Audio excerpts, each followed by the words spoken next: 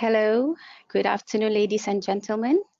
Thank you for taking some time off your busy schedule to join us in the joint collaboration between Emerald and University Malaysia Terengganu UMT. This week, UMT is having the Library Week, and we are supporting UMT's academicians with available resources from journal to books and also case studies. Together with us, we have Dr. Sharifah from UMT to say a few words. Dr. Sharifah?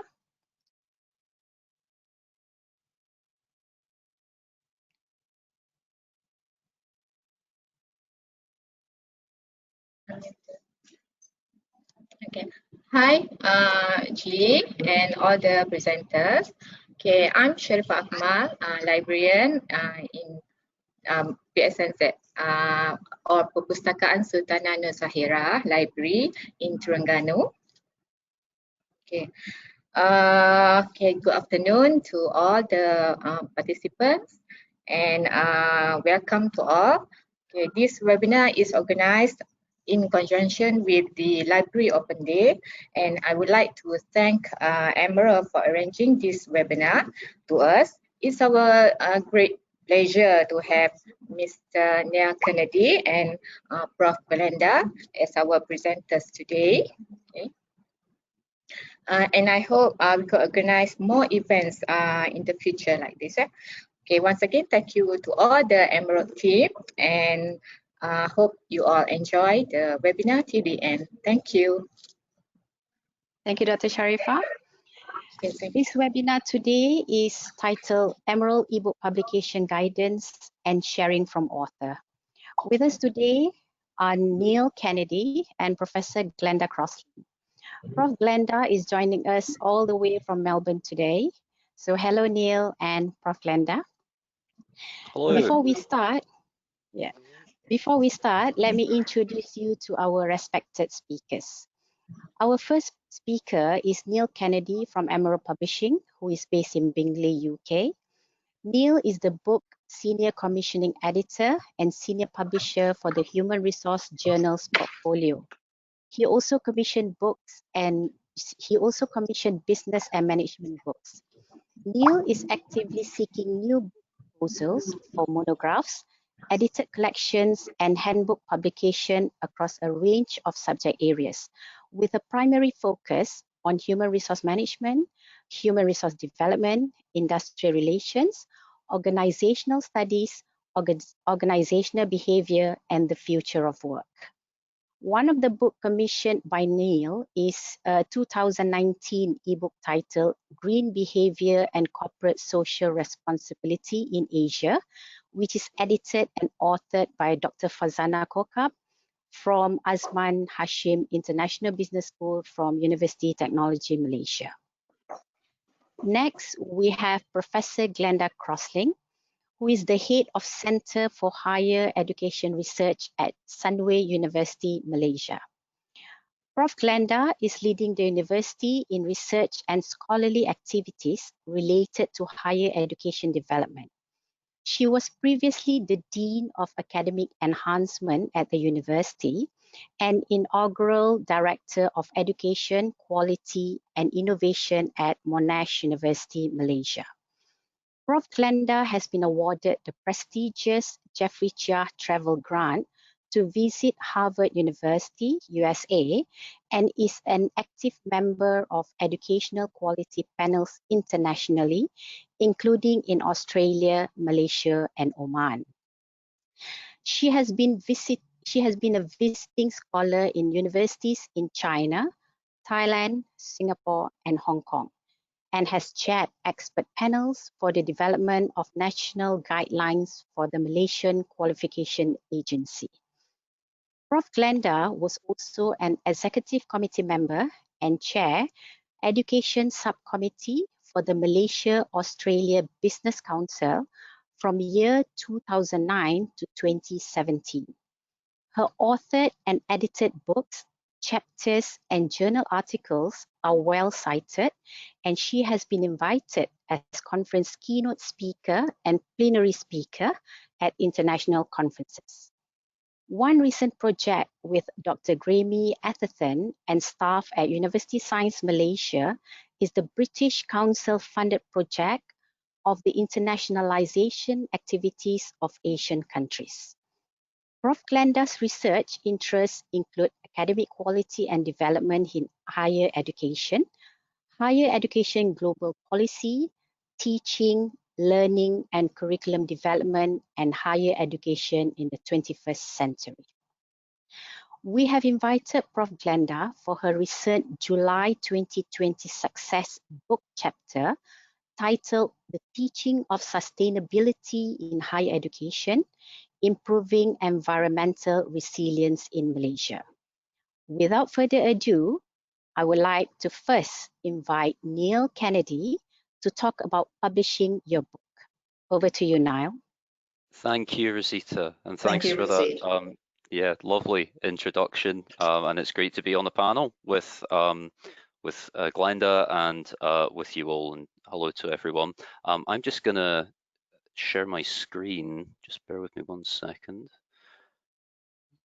And if Rosita, you can let me know if you're seeing the presentation. Yes, that would be fantastic. Yep. Okay, I'm just gonna Yep. expand that. Okay, and are you getting the slide view now? With notes. Okay, bear with me 1 second.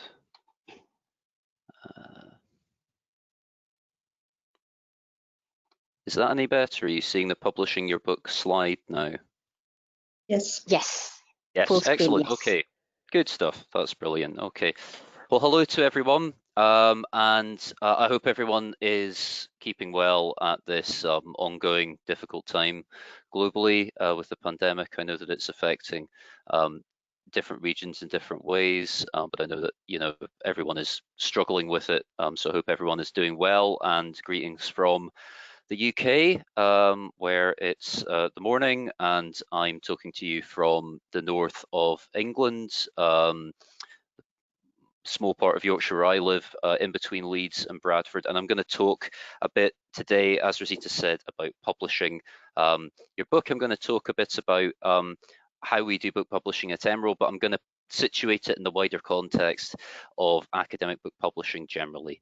Now, last time I did this presentation, I droned on for over an hour, and I'm going to try and race through it a little bit quicker this time, because I know we've got other speakers to contribute and I don't want to impinge on their time. So I will move across to the next slide.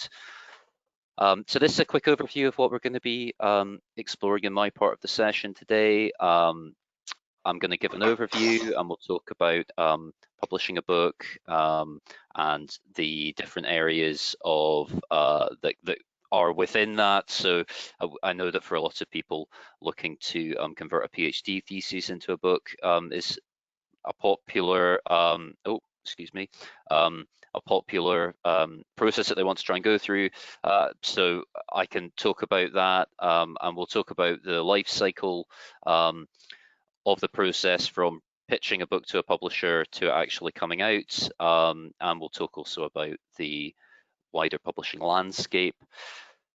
I'll go into a bit more depth about proposal and the peer review process, and then what happens after the peer review has been done, and I'll end up with some useful references that I'll talk about, but we can maybe share after the session. So I'll say a little bit about Emerald. So Emerald were founded in 1967, so we're just over 50 years old.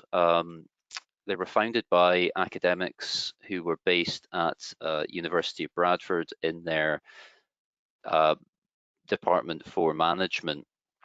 The genesis of the company was that the academics who were working there were struggling to find an outlet for the research that they were working on that was coming out of consultation work they were doing with local businesses. At the time, a lot of business research was quite theoretical in its focus, and they were keen to try and find a more practical, practice-facing outlet for their research. So in order to address that, they bought a journal for £1, and they converted that to make it a publication outlet for more practice-facing research. And fast forward, what is it now, 53 years, the company is now a global enterprise with a multi-million-pound turnover. We're publishing over 300 journals. We have a front list that puts out 350 books a year. We've global offices. I mentioned I'm here in the UK, but we have representation in Singapore, Malaysia, and in Australia. We have global reach in terms of our sales and marketing for all of our products. We focus, and this is something that I think it's important to stress, we publish across a wide range of areas, though not as wide as some other academic publishers in terms of having, trying to reach every single area of academic study. What we are really interested in is focusing on research which has interdisciplinary features, so different areas of academic research that are interacting, and also crucially the research which can show that it is having an impact beyond just an academic setting, so is interacting with real world contexts and being able to trace a societal impact through that research. One of the things that we're really also very focused on, and what's so exciting for me to speak to people in this region, is that we're really trying to, through the research that we publish, amplify diverse voices. We want to, as far as we possibly can, try and publish work from what we feel are underrepresented geographies, ethnicities, have more of a gender balance in the publishing that we do, and have a really open up publishing opportunities for areas of research that maybe don't get the attention from some of the other bigger academic publishing houses, and especially those areas where the research funding is low in comparison to others. So in terms of that's a bit about our reach. In terms of the people who are interacting with us and choosing to publish through us, we've over 500,000 researchers publishing from over 130 countries. So I think we have very good interaction with the researchers, and we get researchers who want to come back and publish with Emerald, which is fantastic. And additionally, these are some stats on our website that show the interaction that we're getting there, and it's very healthy, but we're always looking to grow it. So specifically talking about the Malaysian context, which I think will be interesting to the people on the call today. We've got, in terms of people from Malaysia who are contributing to our book publishing, we have some really healthy numbers in terms of people who are choosing to author with us, which is fantastic to see. And if you look at the slide, which will be up on the right-hand side of your screen, there's quite an interesting breakdown of the usage that we get for our ebook content coming from different universities in your region. So you can see that what's really pleasing is that it's a real spread. There's obviously certain institutions, and Rosita mentioned Farzana, who I've worked with on. In fact, I'm working with on a new book, and the University of Technology Malaysia, and that it's really pleasing to see where there's a link up between where we have authorship, people wanting to write for us, but then also we're seeing the usage of those works at host institutions, but also other institutions, and it's great to see such a broad spread of usage in the Malaysia area.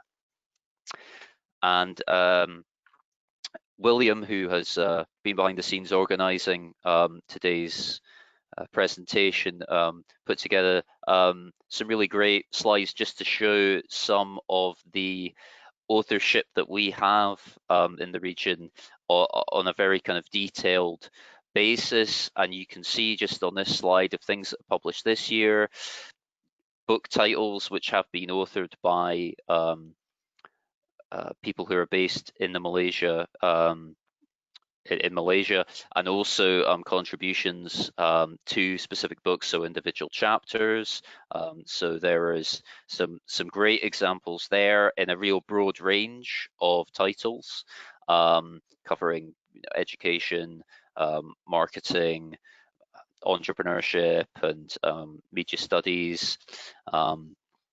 And again, this isn't just happening this year. This has been since we've been really focused on broadening and opening up our book publishing commissioning strategy. We've seen this in the last few years. So there's some more example titles here, a couple of mine, which is great to see. The one on societal entrepreneurship and the one on green behavior and CSR in Asia. And also some from a couple of years ago. So we're really building and expanding our coverage in the region. So in terms of publishing a book, people choose to publish an academic book for numerous different reasons. We know that there are pressures that are put on academics to have their research outputs appear in certain ways. So it may be that at a certain institution there might be pressure to publish your work as a journal, in a journal, as an article. And as a publisher, and as a books publisher, I would never ever try and dissuade anyone from doing that. I think it's an important way of getting your research out there, but there can be some benefits to publishing a book that I think it's worth considering, particularly if you've been working on a large-scale research project that's gathered lots and lots of data. You want to bring that data together into a narrative and explain all the wider contexts in relation to your research in a way that might not be able to be distilled down into a journal article of, say, 7,000 to 8,000 words. And that is where book publishing is a really good option. In terms of the different types of book publication formats that we offer, we are primarily a publisher of scholarly monographs.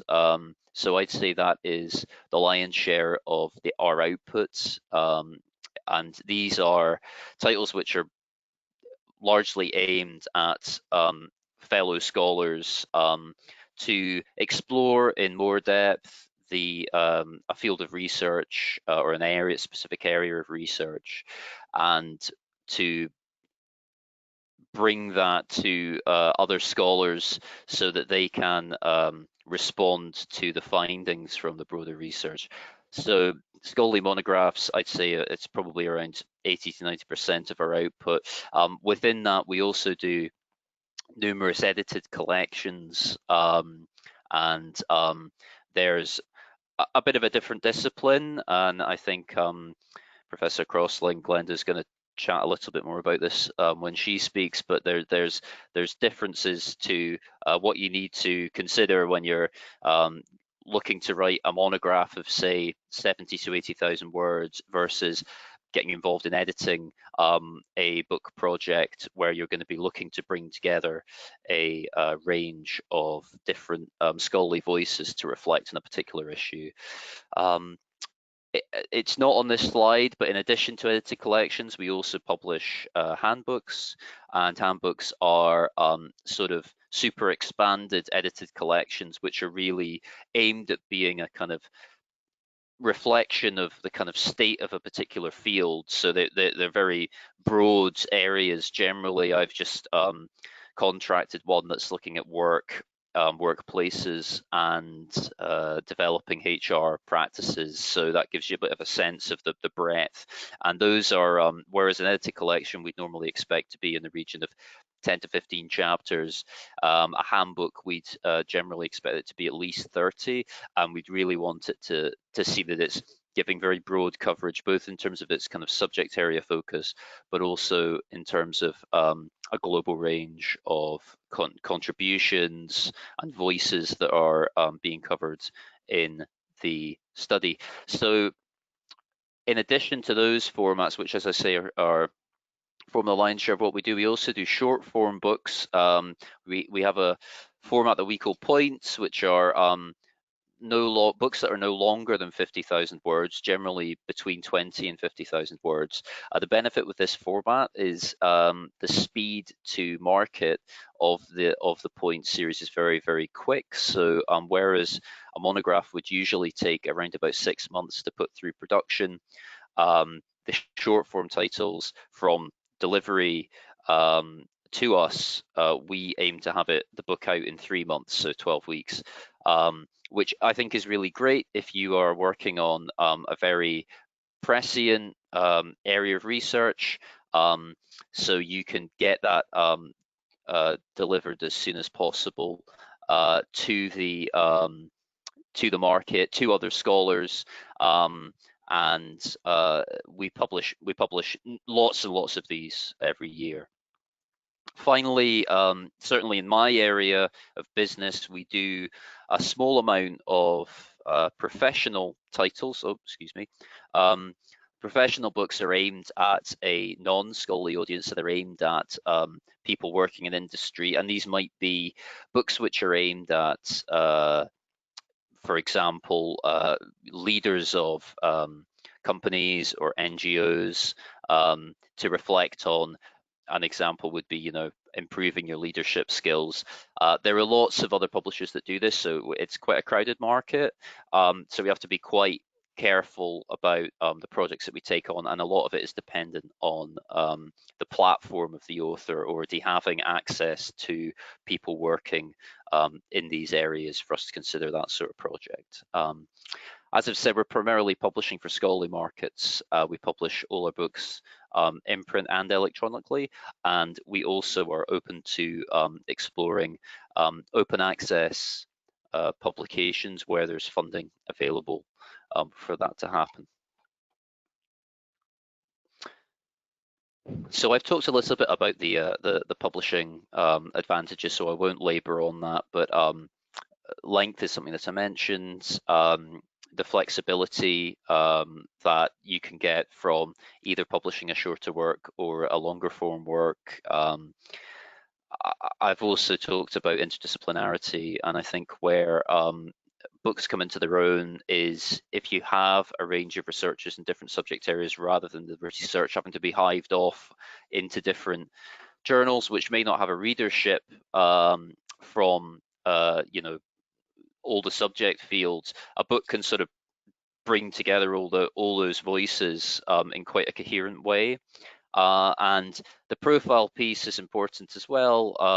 As a publisher, we exhibit around the world at different academic conferences, and we will send our books for display and sale at those conferences, so people can come and assess them and see what the new titles that are out. And we're also marketing and selling the books globally as well, so we can, if you're publishing with us and you're an author in Malaysia, then your book can be purchased by academic libraries in the US or in the UK or in Australia or anywhere in the world. So we really do have that global reach. So I mentioned at the start about one area where people will consider that they would like to publish a book is on turning a PhD thesis into a book. As the slides say, very few publishers will just take your academic PhD thesis and put a cover around it and put it out as a book.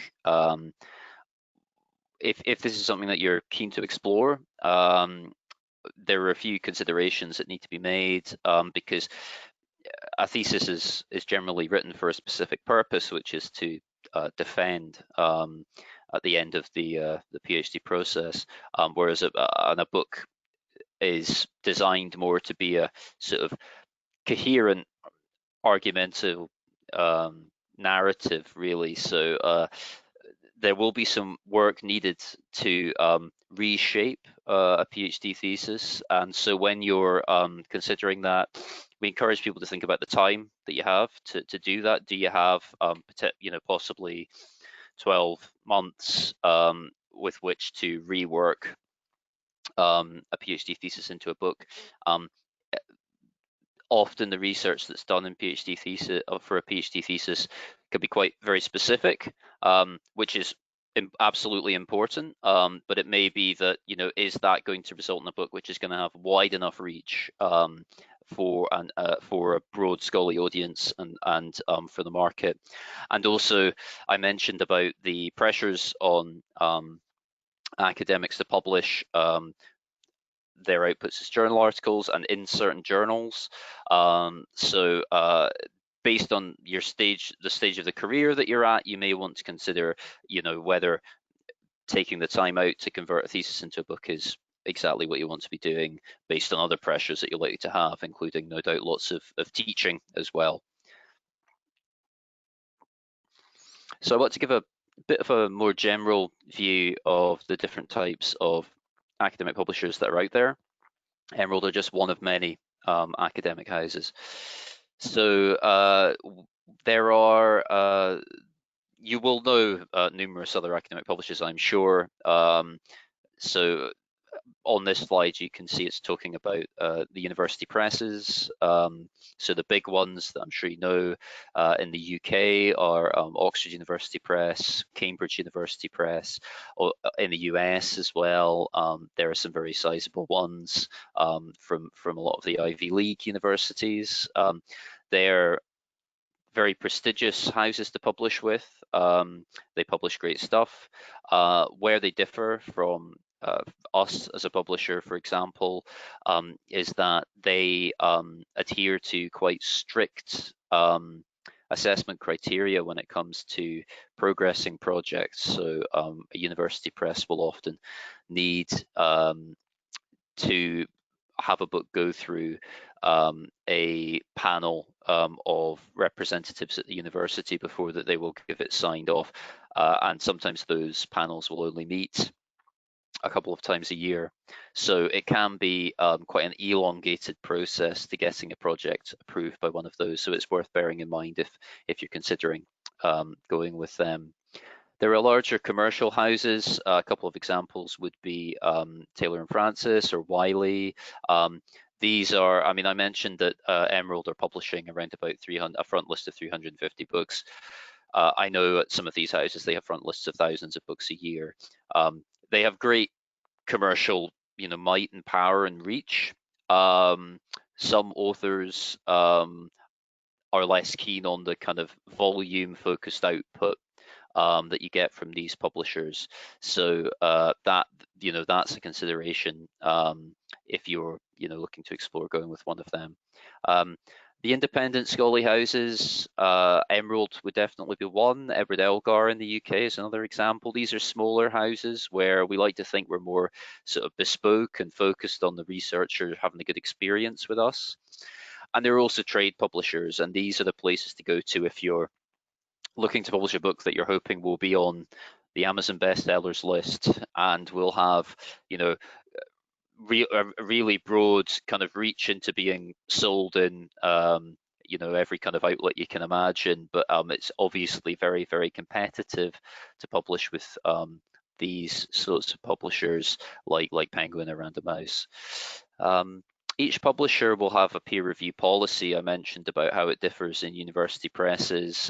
They'll all have, you know, wide and generally, I mean, most the sales and distribution operations for most will be strong and will be able to market your book globally. But it's worth looking into what they offer if you're considering different houses. It's also worth looking at, you know, what the presses publish. And seeing how what you're envisaging your book to be will fit with what they already publish. And you can get access to that on all their websites. They'll have catalogs that you can take a look at to see what they're publishing recently, see if it fits, see if they have the sort of international coverage that you're looking for, if they are a house that is trying to represent diverse voices, or if they're maybe more of a house that is, you know, showcasing work from more established scholars. So that can help to it can help to think about that. And I talked about the speed to come to a decision. It can really vary from house to house depending on their processes. So I've talked a lot about processes. This is a slide that kind of visualizes things a bit clearer. I think it's helpful just to quickly run through it. So in terms of the journey from a book proposal to publication, the first step here is submitting a proposal. And that is true, but what as a commissioning editor myself, I feel is really beneficial. This should almost be a sort of 0.5 step here, which is, in the first instance, it's really good to reach out to a commissioning editor at a publisher. You should be able to find contact details for commissioning editors in your subject area on the website of every single publisher. It's certainly up there on the Emerald website. So to drop an email to someone and say, hello, I'm a researcher working on this particular area, and I'm interested in writing a book. And it might be, you can say if you feel like it'll be a monograph or an edited collection at that stage on this specific area. Would that be of interest? Would that be a good fit for your list? It can save you a lot of time to make that initial approach and have an initial conversation with the publisher prior to filling in a full proposal. So I'd advise you to consider that. If the editor does respond positively and encourage you to submit a proposal, then you'll fill out a proposal form. Certainly at Emerald, we have a form that we would pass to you to fill out with details of the proposal. I'll talk a bit more about what should be covered in a book proposal in a wee while. That will then go to the editor. The editor will take a look at it. He'll discuss it in-house with colleagues. If we think that the project looks good and we'd like to progress it, it will move on to external peer review. It will then be assessed, usually by at least 2 subject specialists in the area that the book is going to be situated in. We'll get that feedback. Usually it takes between 4 and 6 weeks, and we then pass that feedback to you for your response. Now I've noticed that the numbers go out here, but I'm going to continue on this flow charts. Once we have the feedback in and we send it back to you and ask for your response, we'd expect you to respond to the feedback with a written response, particularly responding to any areas that we feel have been highlighted as problematic or that need addressing. If we're happy with the response that's given, we would then present that internally for sign-off. And once we have approval from our editorial board, your editor would discuss with you about the terms for a contract. So this would be, the terms generally would be how long will the book be. So we would suggest a word length for the book and negotiate with you on that. It would also cover the writing time, so when we would like to see the book delivered, and again that will be a negotiation between the publisher and the author. It will also cover the things like how many images could be featured in the book, if there's any permissions budget to cover those, and the royalty terms as well, which generally, certainly at our house, are a single percentage royalty. Royalty percentage on earnings. So, but it varies from house to house. So generally, I think that's fairly industry standard. And then we would let you go away and write the book, but we don't disappear. If you have issues while you're writing it, you can always reach out to the publisher and ask queries, whether it's around referencing, whether it's around permissions for a particular figure or table that you want to feature. Generally, the writing process, it depends on the work, and it can vary a lot depending on people's schedules, but I'd say that for a monograph, it's anywhere between 12 months to 24 months. Ideally, we don't like to go too far beyond that in terms of a writing window. So that's the sort of period that we will give. Hopefully, you're able to submit the book on time, and then we will start working through the manuscript to just assess it. For certain books, it tends not to happen so much in the area I work in, business and management, but for certain titles, we will do a review of the manuscript before we put it into production. But generally speaking, if we've signed off on it, we're happy for it to go ahead to production. And the editorial team in-house will do a full check. It goes to production, and that's where the copy editing of the work is done, the typesetting of the proofs and the indexing. proofs are issued to the author or editor to check, and a cover design is done, and the sales and marketing of the work at that point will start as well. So they will start reaching out to our main markets to market the work and try and get pre-sales on the work. And then when the book publishes, you'll be sent free copies of the work that have been agreed with in your terms for the contract, and there'll be an ongoing relationship on how the book can best be marketed, how it can reach a wider audience. So I said I'd talk a bit more about the proposal. And this slide sort of talks about the very first steps, and I mentioned about the importance of trying to talk to a commissioning editor either at a conference or just getting in touch by email. If you do that, then as an editor, I would always then just pass on a proposal form if I wanted to take a project forward, but it can also be downloaded from the publisher's website. If you have sample material, if there's some aspects of the book already written, that's really, really helpful in helping peer reviews to assess the work. So if you have that available, it would be great to get at least one sample chapter to support the proposal.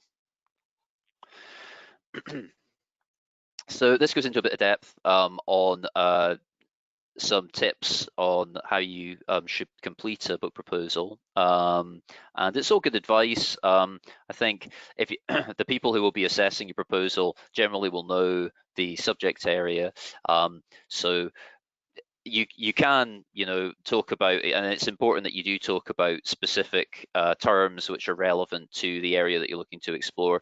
But the more you can be clear and concise in your aims and scope of the work, the better really, and the better response that you'll get. So and it's possible, of course, that you may be blazing a trail with your research, and some people may not have the depth of knowledge that you have in the subject area. So it's important that where you can, you go into detail, but you do that in a succinct way as possible. Something I'd say is really, really important in a book proposal is to provide a chapter by chapter summary of what the book is going to cover. Too often I see proposals that are submitted where there is an outline table of contents for the work, but there's no detail of what those chapters in the table of contents are going to cover, and that's really, really difficult then for a peer reviewer or myself as a commissioning editor to really understand what the narrative structure and flow of the work is going to be, how the argument is progressed. So I'd say that is a really important element to zero in on when you're putting together a book publishing proposal. Also covered in the book proposal is details of the market that you envisage for the book and the competition that's out there for it. It is important that you be realistic about the potential market for the book. Try not to say that you're going to cover it's going to be applicable to every single person in the field or every single that it will reach everyone. Really try and zero in on those people that you feel the book is most beneficial for, or the subject areas that it is most in dialogue with. It's important as well that you look at the other book titles that are out there. It's unlikely that any book doesn't have any competition. So one of the most straightforward ways to do this is either to go onto a website like Amazon, which has very powerful search engine functionality for books, or publishers' own websites, and just put in some of the key terms of the area that you're working in to see what titles come up. And if you're seeing other titles come up, have a look at those books. You may well already know them, but if you don't, sort of assess them and see how they fit in relation to the project that you're proposing. How does your book build on those, or how does your book distinguish itself from those, and provide those details. This is an important point as well. It's particularly with search engine optimization and digital discovery of book publications, it's really important that you try and have a title which is instantly identifiable. This example here sustainable supply chain management versus green is the new gold, it's quite straightforward to see which one is going to be more likely to be discovered by someone doing a search on an online portal or just on Google, for example. If you are working in the supply chain management field and you want to know more about sustainability, that's what you're going to put in as a search term, and then your book will come up. But something that's green is the new gold, people will sort of might know the context if they're within the field, but it's unlikely that they could come across that in a search. So it's worth bearing that in mind, and being clear and concise is the name of the game there. So the practicalities part is important. I've talked about the sort of window we allow for publication, for the writing time, of a work. Generally speaking, though, I would say that you want to try and give yourself a realistic window of time in which to deliver the work. It's also important that you think about the word count for the manuscript. As I said, generally for a monograph, we would look at around 80,000 words. For an edited collection, we'd really like it, ideally from a production cost point of view, to be under 100,000 words. So please think carefully about that, because if we find that the book is massively over, it then really limits us in terms of the production costs that have to go against the work then. And if you are working in a field where it's going to be necessary to draw on a large amount of third-party material, be aware of some of the issues there around permissions, because you don't want to find that your book is hampered by the fact that you're unable to use material that comes from a third party or from another work, for example, and then you're not able to progress on a chapter. And we ask in the proposal for potential peer reviewers for a project. We're always happy to have some suggestions, but we reserve the right not to use them if we feel that there's someone else we could approach who's maybe more independent or would be a better fit for assessing it. It's important, though, that there is some critical distance, so ideally not people at your institution or people that worked on your PhD. So this slide goes into a bit of detail on the peer review process. I won't talk through all the steps, but what I'd say generally, obviously, we're hoping if we progress something to peer review that the peer review response will be positive, and we can move to accepting the work. What I would say, though, is if the peer review is, negative is maybe the wrong word, but if the peer review is says that we're not there's work to be done, as an editor I will always try to work with an author to iron out the creases and improve the process and improve the argument of the work so that we can try and progress it. There will, of course, unfortunately be times where the peer review says that really the book isn't fit to go forward, and we do have to take those on board. But generally speaking, if there are criticisms or suggestions, we always try and work with authors and editors to see if we can try and take those projects forward through developing them further. So I touched briefly on the post-peer review, but this goes into a little bit more detail. So after peer review, the project goes with myself or one of my colleagues to the editorial board, and we propose it to them. Once we have their approval, we come back with the contract offer for you. The delivery date and royalty fee and the length of manuscript and illustrations are all things that are covered by the terms of the contract. And once we have agreement there between the publisher and the author, we get that signed, and then you'd have until the delivery date to write the manuscript. And then when it comes to us, we'll start checking through it, make sure it matches up with what was agreed when the book was proposed. Something I will say on that, we do understand and appreciate that in a sort of year-long process or 18-month process, things do change and you may need to restructure the work. You may need to focus on a chapter may not quite pan out in the way that you envisaged it, or contributors to an edited collection might decide to drop out because of other pressures and need to be replaced. All of this is fine, and we do understand that. But what we ask is that you let us know in advance of just delivering the manuscript with lots of changes to it.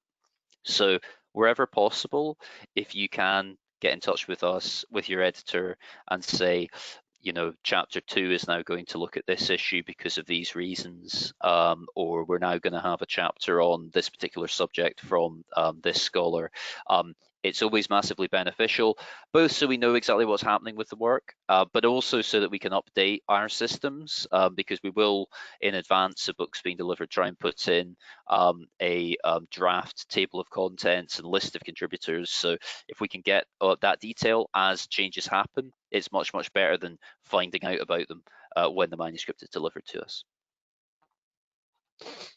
So this slide goes into a bit of depth on the editing and production process that goes on in-house at Emerald. I talked a little bit about this. I won't labour it, but generally, once the book goes into production, it will be typeset, it will be copy edited, and there will be revisions of proofs. The authors or editors will get to see the proofs, and they will give feedback with their thoughts, as well as the typesetters, sort of, the copy editors giving their perspective on any potential changes or any issues with written English.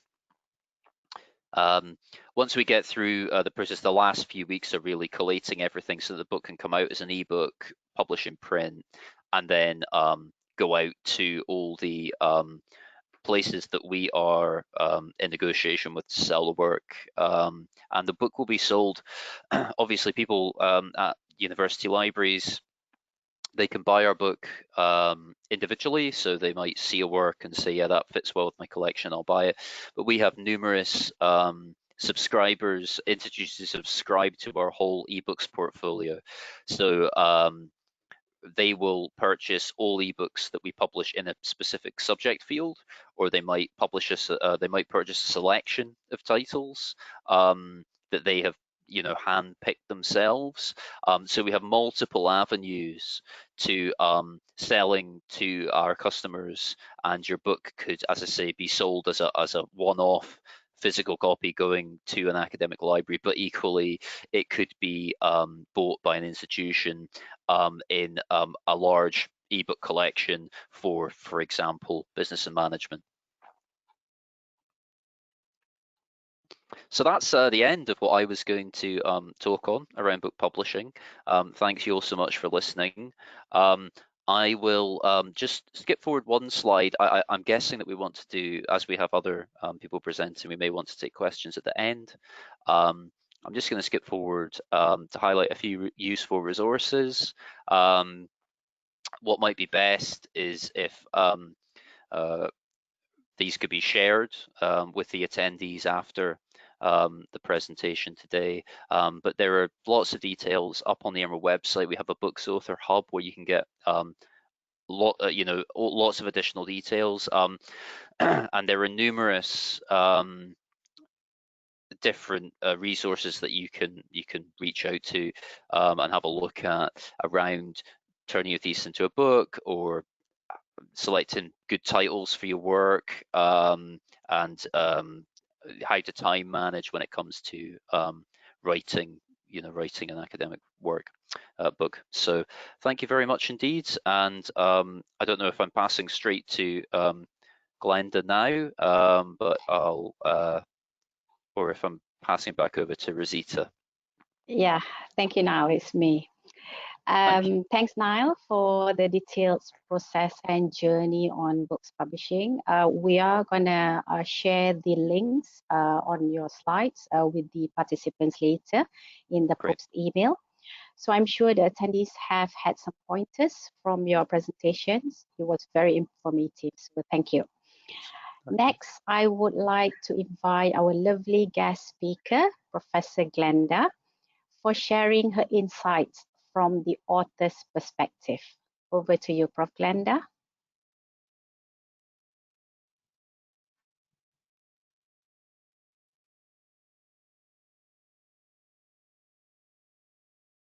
Hold on, Prof. We can't hear you yet. I think you can hear me now. Yes. Thank you very much, Rosita, for your introduction, and thank you, Neil, for your very interesting presentation. I learned a lot from it.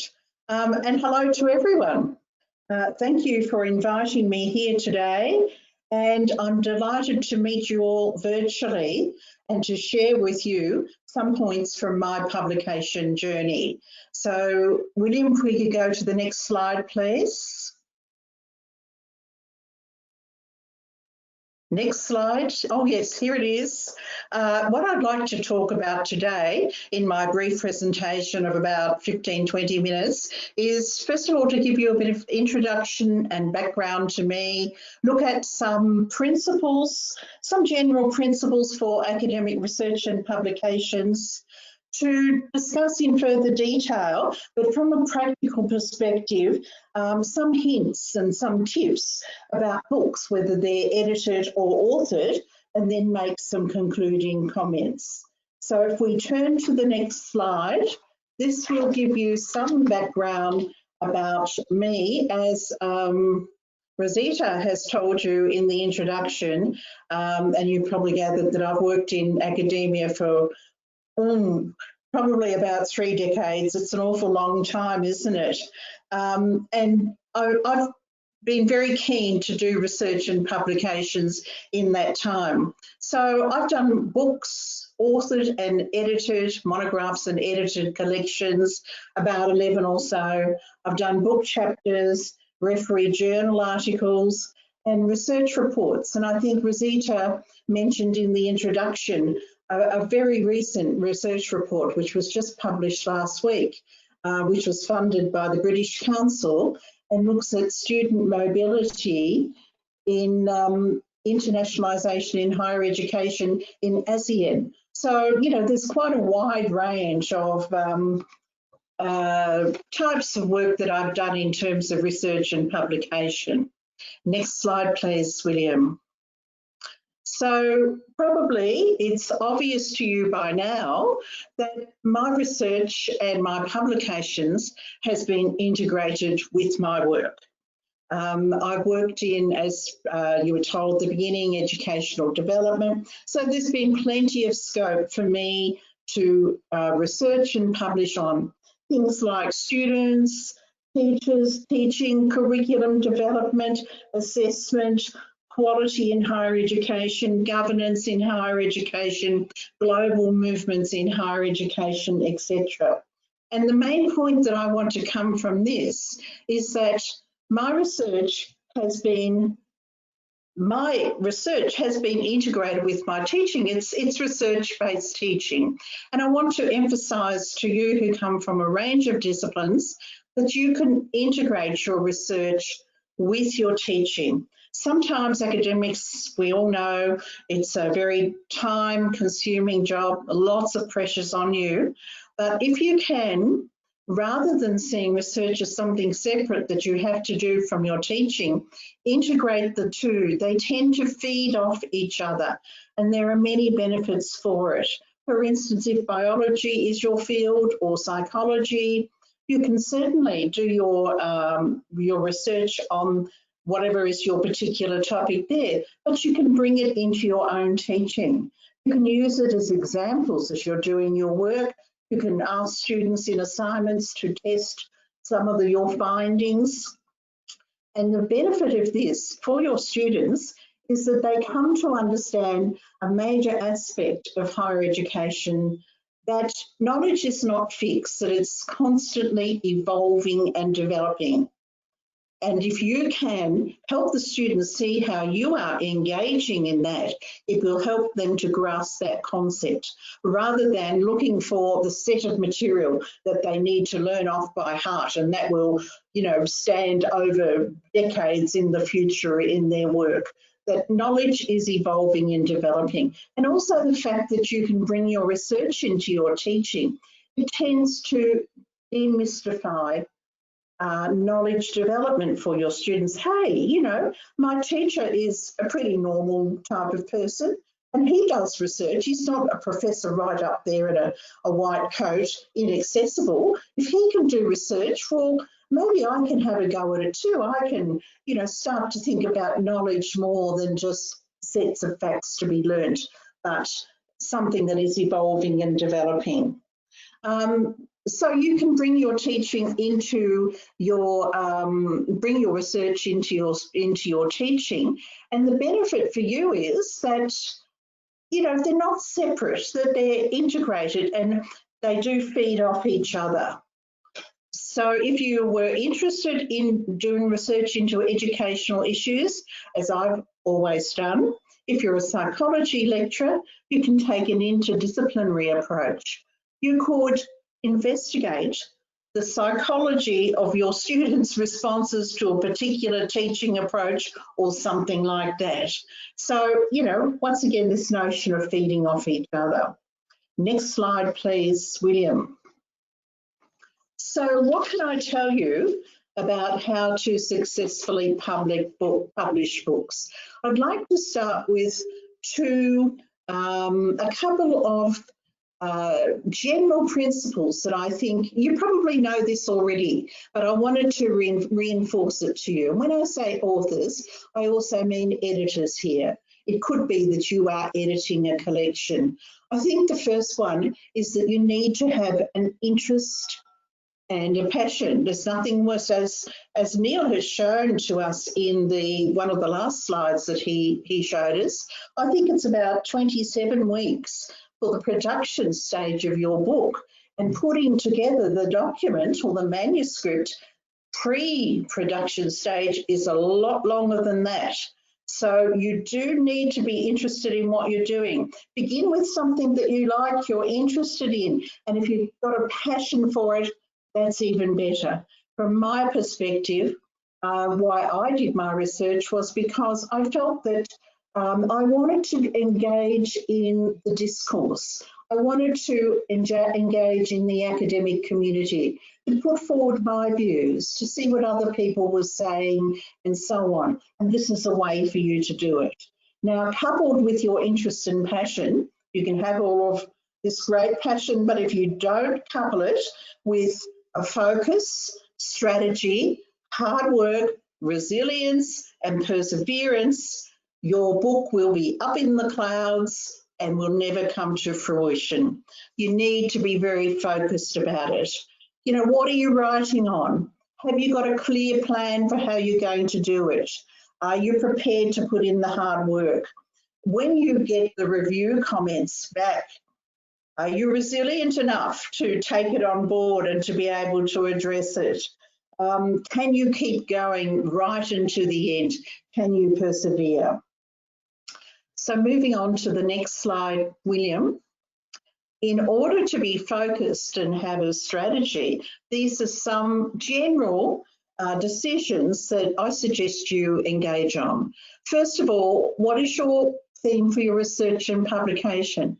It sounds silly to even mention this, but I think it is important to try and clarify it in your own mind. This is the field that I'm going to research in. I'm really wanting to say something into the field about this particular topic.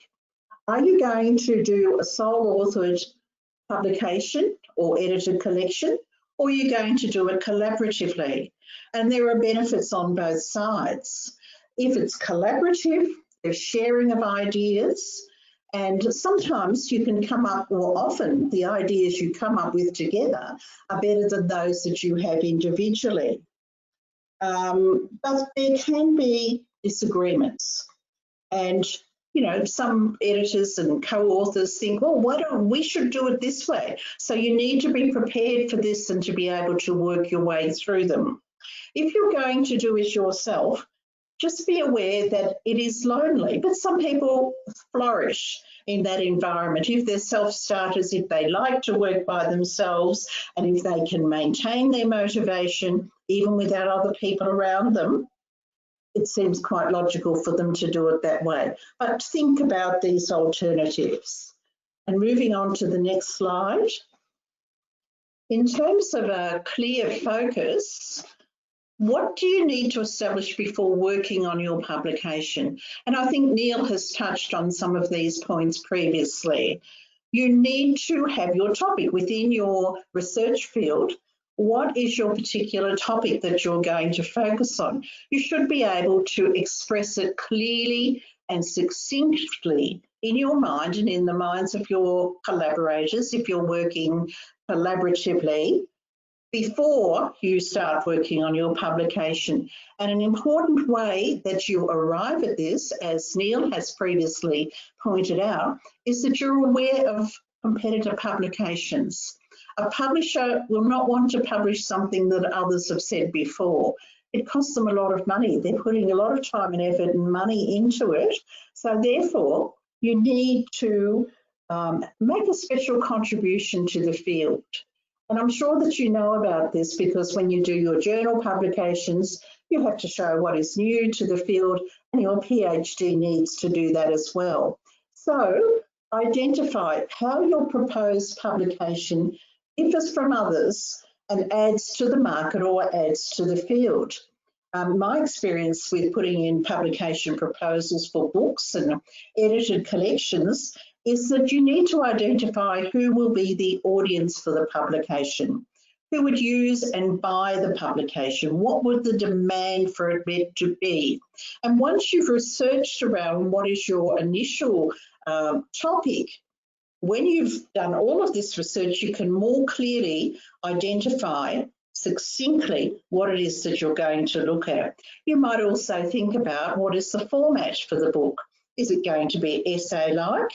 Is it going to be interactive? And one book, the first book that I did was going back to 1994. It was a book written for students, but also used heavily by academic staff at that time, called How to Study Business Law. And in that book, it was very interactive. It had puzzles and quizzes for the students to do. And at that time, it was very new in the field to do that sort of thing, going back, what is it now, nearly 30 years. So you can think about the format of it as well. Next slide, please, William. Okay, so what can your books be like? Just to reiterate some of the things we've been saying, it can be authored where you and your collaborators, if you're working with others, you author it together. Or it can be an edited collection where you have a theme and you have chapter contributions from experts in the field. You write the introduction, you write the conclusion. So you need to set the scene and put it together.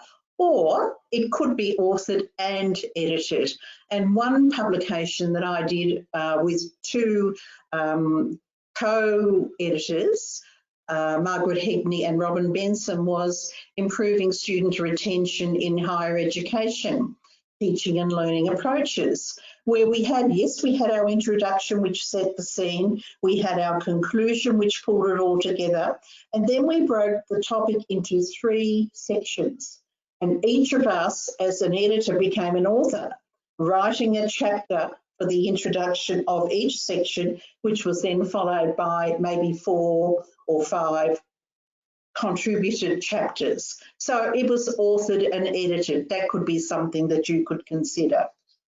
Next slide, please, William. So, strategy. We mentioned focus, we mentioned strategy at the beginning.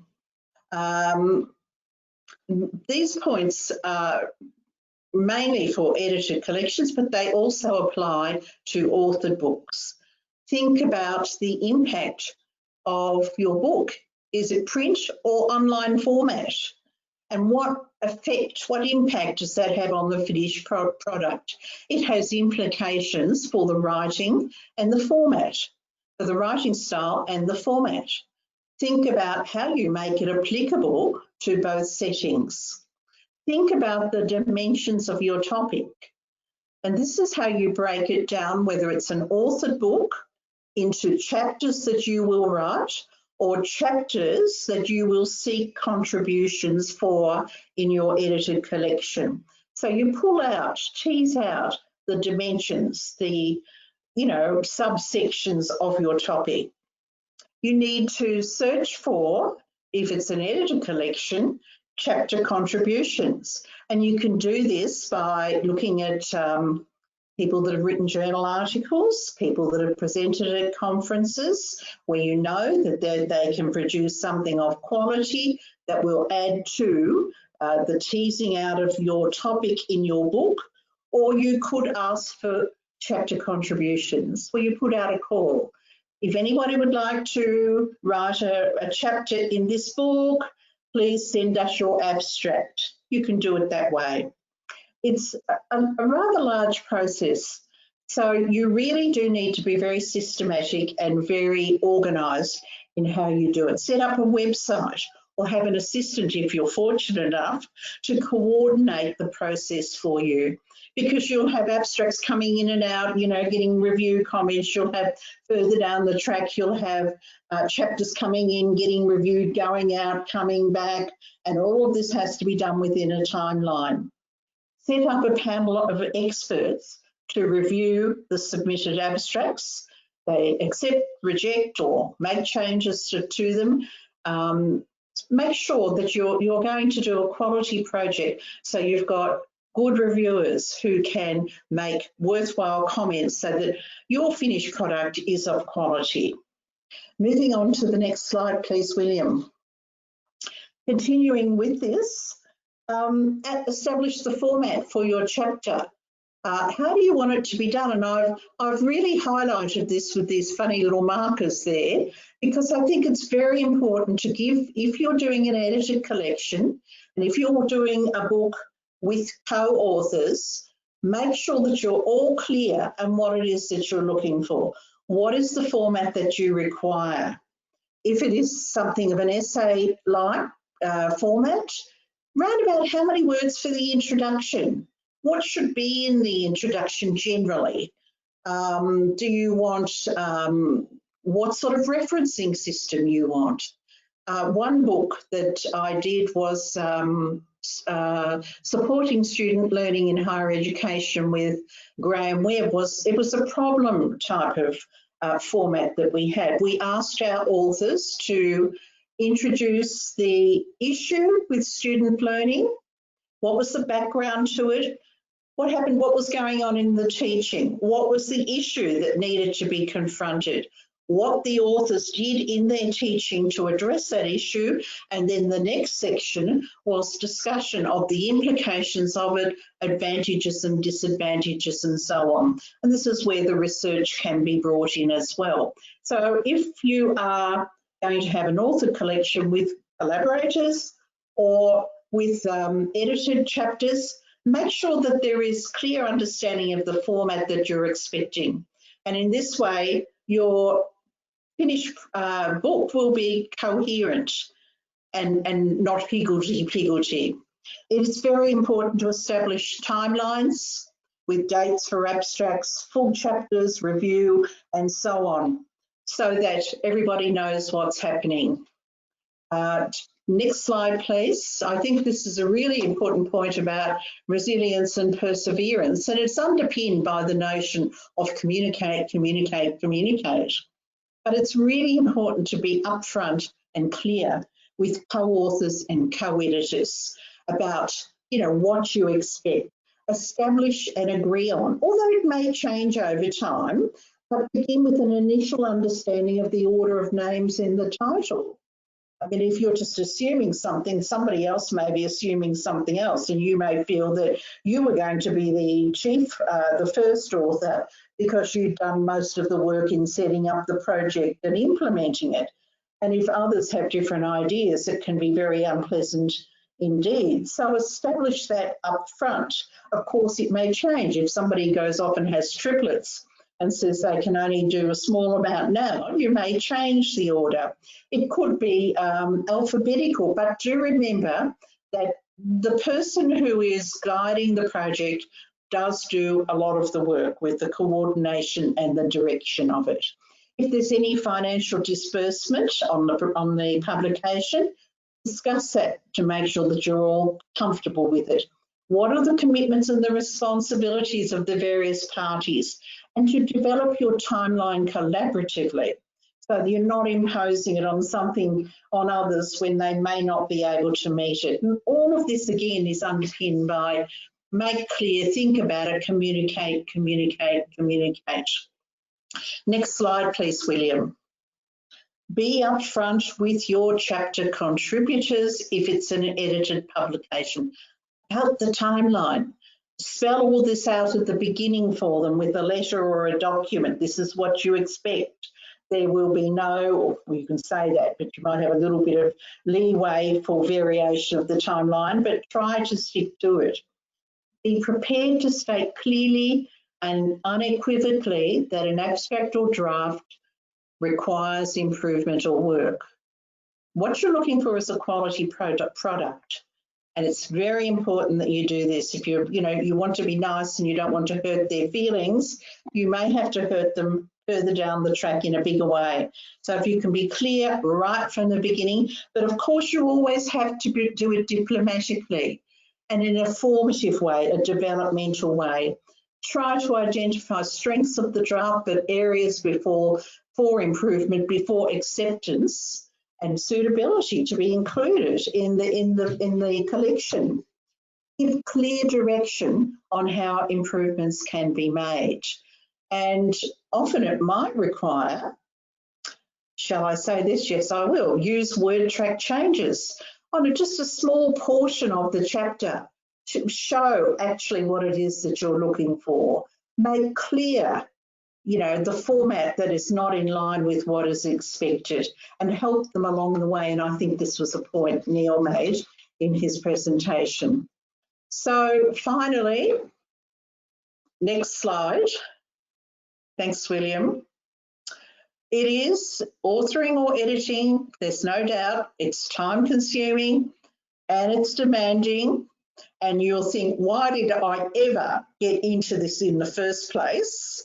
But like all good things, challenges are good for you, and it is enjoyable and very fulfilling when you get that book that's been published. There's nothing quite like it. The shiny cover, the fresh pages.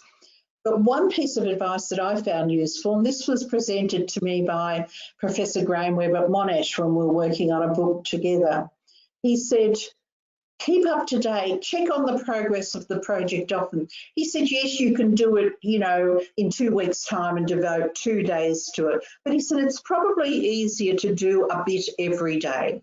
So in the morning, for instance, maybe for the first 45 minutes or an hour, have that time empty so that you can look at what is the progress, what needs to be done, what do I need to do today, and so on. Keep up to date with it. And finally, have fun and enjoy your publication journey. And thank you very much for listening. Thank you. Thank you, Prof. Glenda, for your sharing on embarking on a publication. I hope this provides some assurance to all attendees that it is always possible to successfully produce a high quality book. Now is a Q&A session. We have received a number of questions from the attendees. So we are going to spend the next 10 minutes or so to have Neil and you, Prof. Glenda, to answer some questions.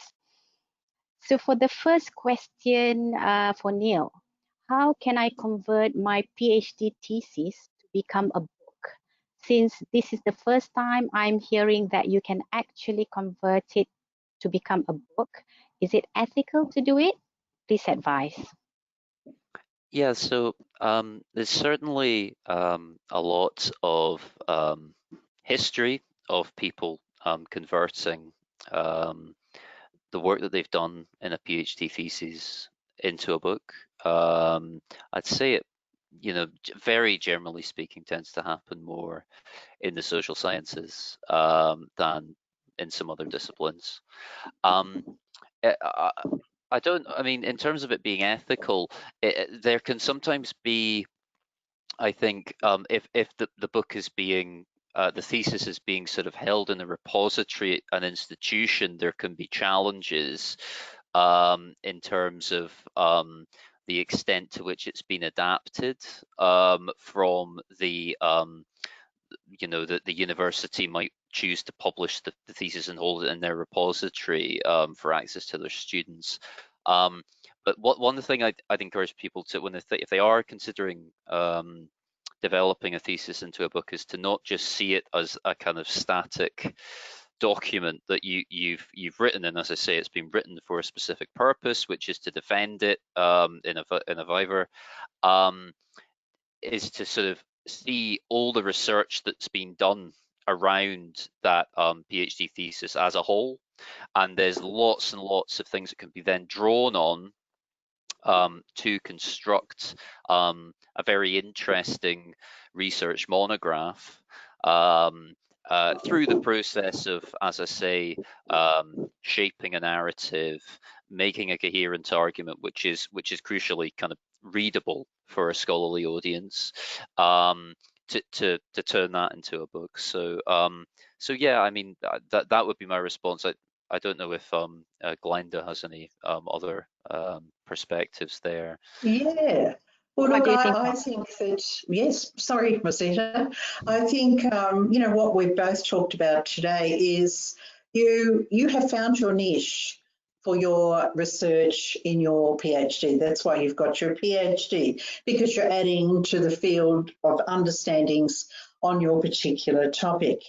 Look and see what's out there in books, and then think about what slant on your topic you can take that fits in to the field, so that you can have something that is not repeating what others have done, but has its own niche.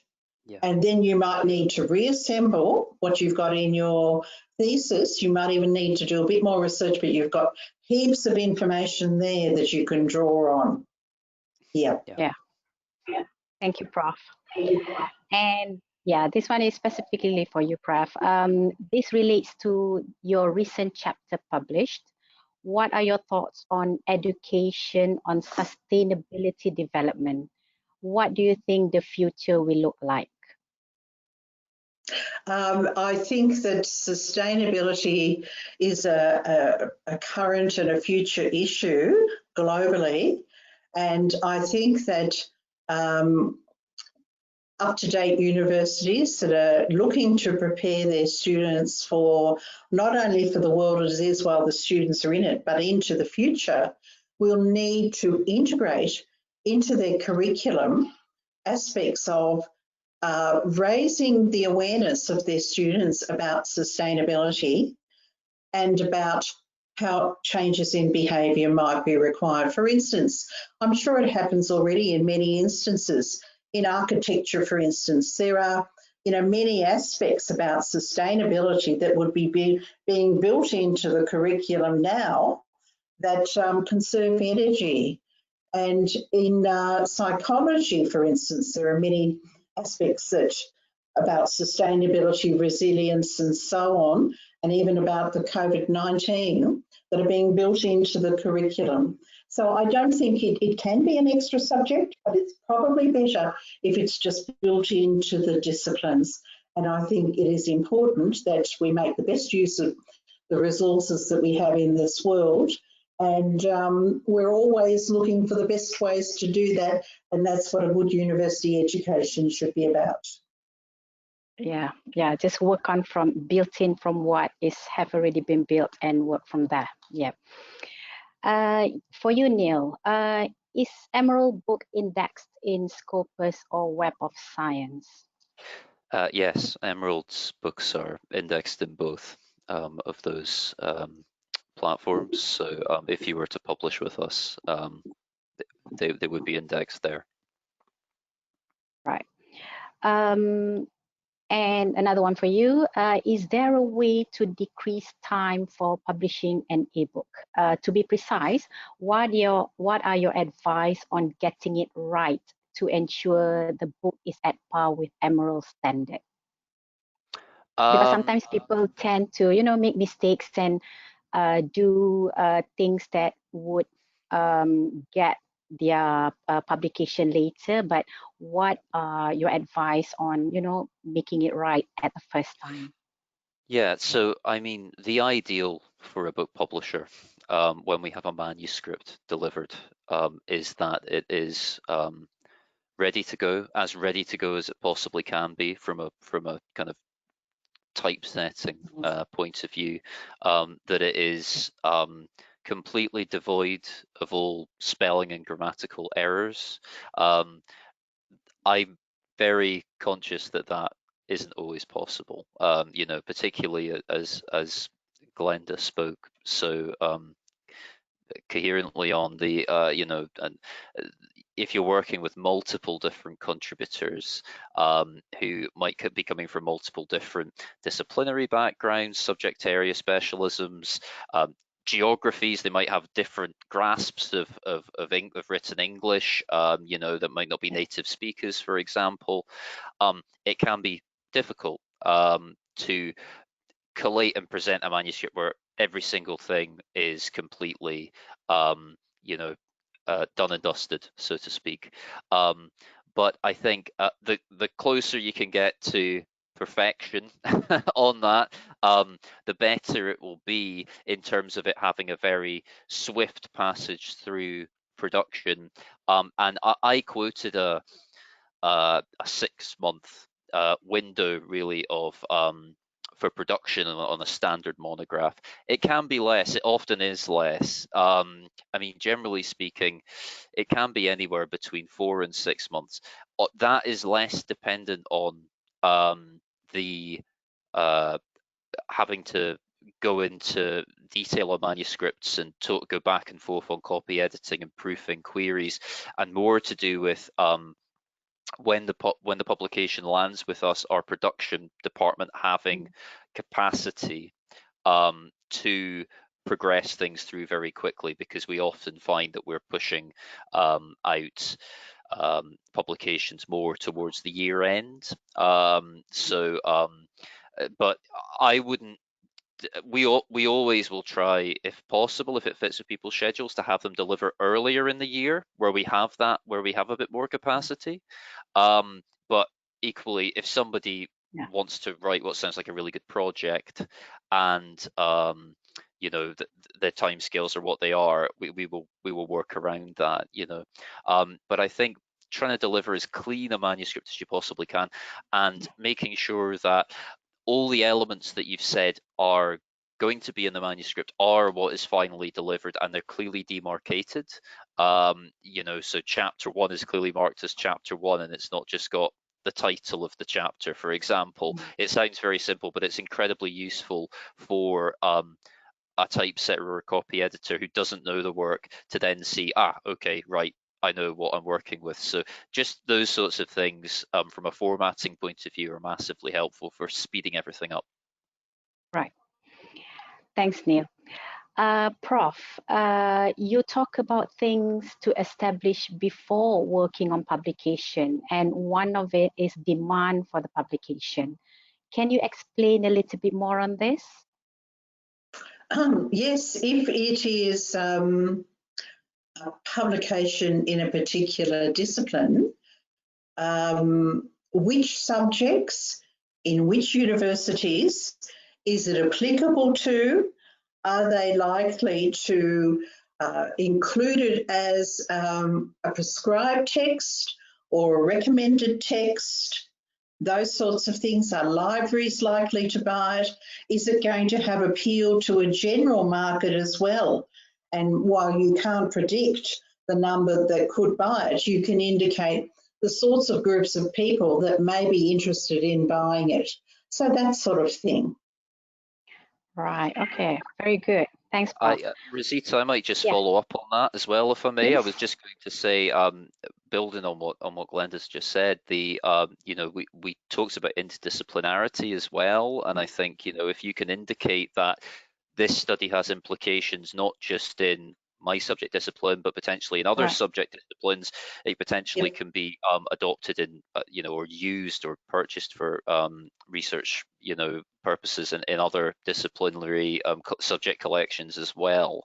And I think, you know, that's, you know, worth considering too. Right, okay.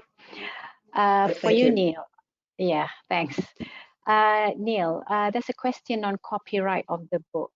Who holds the copyright once it is published? Yeah, so we have a couple of different types of contracts. Historically, Emerald held copyright on for the publications that we put out, but we can, depending on negotiations with the author prior to creating a contract, we can create a contract that allows the author to retain copyright themselves. I think again, I think this is something that varies somewhat by subject discipline. Certainly in business and management, where I work, there's less of a desire really of people aren't desperate to sort of retain the copyright themselves as an author. But I know more in the social sciences, particularly the humanities, people are very keen to retain that copyright themselves as authors. So you should be able to, whether it's with Emerald or with another house, be able to say, I would like the copyright to rest with me as an author. I think historically where it's been retained by publishers, it's been because it's been slightly easier to resell any third-party reproduction if it's to then be used for permission in another publication or something like that, if the copyright rests with the publisher. But generally speaking, if it's something that someone feels strongly about, it's definitely something that can be negotiated on. Right. So probably maybe about another 2 questions for you both. Is it possible to publish a book that covers 34 chapters in which each chapter is 2 pages long? So I think this one came from a book author as well. So he's asking whether can he cover 34 chapters in which each chapter is 2 pages long? I mean, it's possible. I think really we don't think so much about, I mentioned when I was talking about the different formats of books, that we would, there are certain formats where we are considering length of the work or number of chapters as being a selling point for the work. And I didn't really talk about selling points, but that's something that is quite kind of, it's certainly something that we list in the proposal form as something for authors to consider, and it really helps them to hone in on that audience piece and that Glenda was talking about, what makes this book stand out in the market. So for handbook publications, which are edited collections, we really expect them to be quite expansive and broad in their coverage. They would normally be in excess of 30 chapters. But as I say, it would be more of a case as an editor of assessing what the focus of the book is on, what the subject area coverage is, what contribution it's making to the field in which it is, before we thought about, okay, well, what structurally is it looking like in terms of number of chapters and the length of those chapters. Generally speaking, if it was like a monograph, for example, 34 chapters would be quite a lot, even if the chapters are short. I would expect for a monograph generally to be sort of, I guess, 10 to 15 chapters. So it would, I'd probably need to, see what the book was about to be able to make an assessment on that basis. Yeah. And for both of you, this one is a final question. Do you think there is a special condition for publishing in this pandemic condition? Prof, you go first. Sorry, I missed your final bit, Rosita, in publishing. Right. Is there a special condition for publishing in this pandemic condition, in this COVID-19, in this pandemic situation? Is there a special condition, you think? I think that publications need to be current. This is a current experience that is so important to get many different perspectives on and out there, because it's how the knowledge evolves and develops. So I'm not sure what a publisher's view of that would be, but from the perspective of knowledge development, as many different views on different aspects of it that can be put forward, the more knowledge is out there to be sifted and sorted as the way forward is found with this very serious situation globally. I don't know what you think, Neil. Yeah, well, I, Yeah. I would echo what you're saying there, Glenda. Yeah, we definitely want multidisciplinary perspectives on the current pandemic. You know, I think we hear a lot. Certainly, you switch on the news, and there are here in the UK, you've got scientists who nobody would have batted an eyelid if they walked down them on the street, who are now, you know, on the news every single day, up next to the Prime Minister, and everybody knows who they are. But we hear a lot about the scientific. On the medical side, understandably, it's a pandemic, but we don't hear so much about the social side or the business side or the economic side or the education side, which is a huge part. So I think that's really valuable. The one thing I would maybe send a slight note of caution on when it comes to looking to do a book publication is really thinking about the value of your contribution. And if you are looking to put together a book about that reflects on the current COVID pandemic in the context of your area, thinking possibly about its longevity and having had the time to conduct the research to be able to bring a really original perspective. I mean, one example I would use a very different context, and I wouldn't like to compare the two too much, but in the UK, when we had the Brexit situation happening, I know a lot of editors' inboxes were flooded with proposals for the Brexit, you know, books on Brexit, you know, so what the reality is going to be for business post Brexit, or what Brexit means politically. You know, everybody wanted to write a Brexit book, and I think it's really fantastic that researchers want to reflect on these current issues, but I think it's important that you think about what original context you're proffering and what the longer term implications of that research are likely to be for it to be published as a work. Because let's bear in mind, if you decide you're going to write a book now on COVID, or looking at the COVID issue, it's going to take 12 to 18 months for the work to get written, and then, as I've said, it could take anywhere up to 6 months for the work to be published. So it still needs to reflect the current situation and yes, yeah, exactly, absolutely. When it comes out in say, you know, 2 years' time. So that's worth bearing in mind too. But I wouldn't dissuade anyone from reflecting on the current pandemic, because it's a very broad and important area to be reflecting on. Right. So we have passed 7 minutes past the end of the session. So thank you so much, Prof. Glenda, and thank you so much, Neil. We have come to the end of the webinar. Emerald and University Malaysia Terengganu would like to express our utmost gratitude to you, Prof. Glenda and Neil, for your valued time in sharing with us on books publication and the journey. And most importantly, thank you to you all attendees for your time today.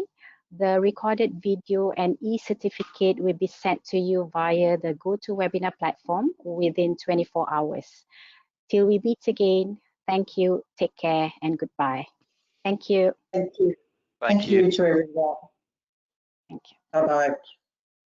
Bye. Thank you, Prof. and Neil. Thank you, William. Well, I learned a lot from your inputs and also your sharing from both speakers. Really good sharing, something that I'm going to make use in the engagement with the academics, the book authors, and also the librarians as well too. Yeah, thank you so much. Oh, no problem. Thank you for organising, William. It's been a pleasure to contribute, and it's been fantastic to share the virtual stage with you, Glenda. It's lovely to meet you as well. It's great. Yes. Thank you very much, Neil, and thank you very much, William and Rosita, for the opportunity to present. Thanks, Neil. It was great. Yeah, it was Yeah, fantastic. yeah, And Jill, I really wanted to, I meant to chime in because your point, Glenda, about communication is so vital, and it's vital with the publisher as well. You know, that the publisher is part of the communication, and the editors don't think they can't reach out to us Yep. with any problems and inform us of what's going on. Yeah. Yes, yes. We should write a book on this. Yes, yeah, well, absolutely, yeah. Yeah, well, that's where many of the best ones come from. Collaborators. Yeah, yeah. And I think, yeah, Well, thank you very much indeed. okay, It's dinner time for me. Okay. Enjoy your afternoon, enjoy your day, Neil. yeah. Yep. Thank you very Bye for much. now. All right, let's keep in Thank touch. you. Thank you very Bye. much then. Take care. All right. Yes, Bye-bye. thank you. Wait, Bye. can I just Oh. get you guys to just have a smile, and I just want to take a picture of everyone here. Okay, I might take this off if that's all right. Yep, that's all right, of course. In a 1, 2, and 3. All right. Oh, sorry. Apologize. I'm just going to do that again. All right, sure. Thank you. Thank you. Thank Oh, I you. like that one. Can you do it again? Please do it again. I will do that again. Hold on. Let me just quickly save that. And I'm going to do that again in right now. That will be 3, 2, 1. All right. Nice. Okay. All right. So I want to I'm look going like Angelina Jolie, but never mind. Thank you. Thank you. Great. All right. Take care. Thank you. Bye bye. Thank you. Yeah, Bye-bye all. bye.